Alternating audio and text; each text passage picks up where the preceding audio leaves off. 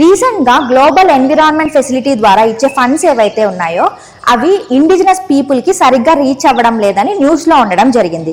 Global environment facility it's an international financial mechanism. So దీన్ని 1992లో బ్రెజిల్లో Rio earth సమ్మిట్లో దీన్ని establish చేయడం జరిగింది. సో 1994లో ఇది ఫోర్స్లోకి వచ్చిందనమాట. సో ప్రెజెంట్ 186 కంట్రీస్ అనేవి మెంబర్స్గా ఉన్నాయి. సో ఇండియా కూడా ఇందులో మెంబరే. ఇది మేజర్గా డెవలపింగ్ కంట్రీస్ ఏవైతే ఉన్నాయో అవి ఎన్విరాన్మెంట్ గోల్స్కి రీచ్ అయ్యేలాగా చేసే ప్రాజెక్ట్స్ కానీ ఇనిషియేటివ్స్కి కానీ అలాంటి వాటికి ఇది ఫండింగ్ అనేది ఇస్తూ ఉంటుంది.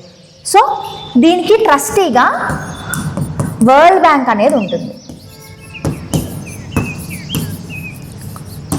So UNDP, UNEP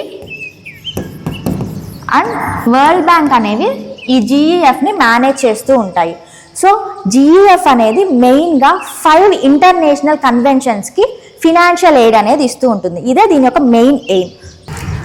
first convention United Nations framework convention on climate change UNFCCC, United Nation convention on biological diversity UNCBD, United Nations convention to combat desertification UNCCD, Minamata convention on mercury, Stockholm convention on persistent organic pollutants. ఈ 5 కన్వెన్షన్స్కి ఇది financial aid అనేది ఇస్తుంది.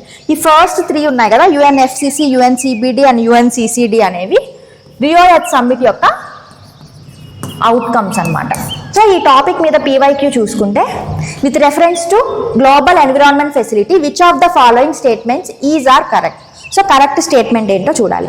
First statement it serves as financial mechanism for convention on biological diversity and United Nations framework convention on climate change. So UNFCCC and UNCBD. So ఈ రెండింటికి financial aid అనేది ఇస్తుంది అంటున్నారు. So ఈ స్టేట్మెంట్ అనేది correct.